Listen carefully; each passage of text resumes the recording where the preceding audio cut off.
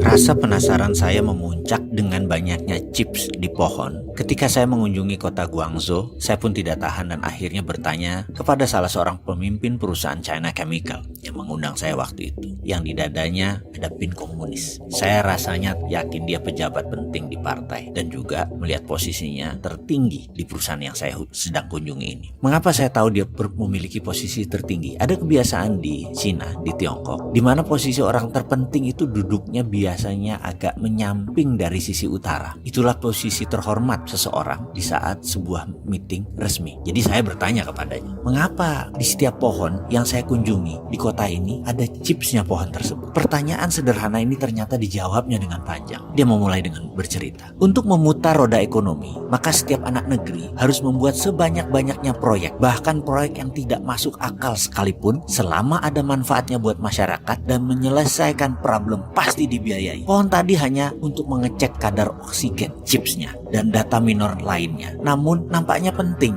Karena itu menumbuhkan faktor ekonomi. Karena itu proyek itu dibiayai oleh negara. Saya pun bertanya, yang maksudnya dibiayai itu apa? Dia melanjutkan menjawab, penciptaan uang di Cina berbasis proyek. Dan proyek ini harus berlapis-lapis, hingga 10 lapis kalau perlu. Kalau tidak, ekonomi tidak berputar. Kembali saya agak bingung. Maksudnya bagaimana? Tolong bisa dijelaskan lebih lanjut. Kita punya istilah sendiri for the sake of discussion, oke? Katanya. Jadi kita tidak menggunakan bahasa yang umum maksud dia. Oke, saya bilang. Dia melanjutkan, kalau negara cetak uang, anggap itu adalah M0. Lalu uang tersebut diberikan kepada bank jadi M1.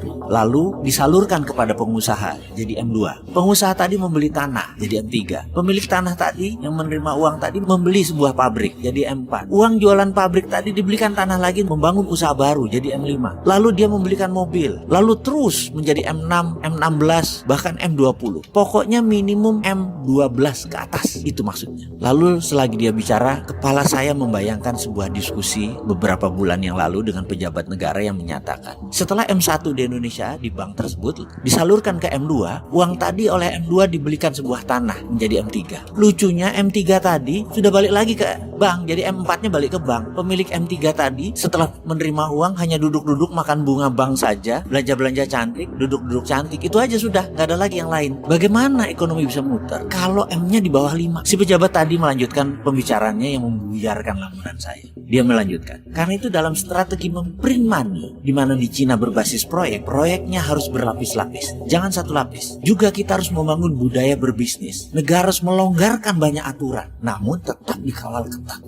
Saya kembali melamun ke Indonesia. Bagaimana kalau Indonesia membuat grand plan strategi nasional ini, melibatkan proyek berlapis-lapis lebih dari 10? Kayaknya sudah boleh print money.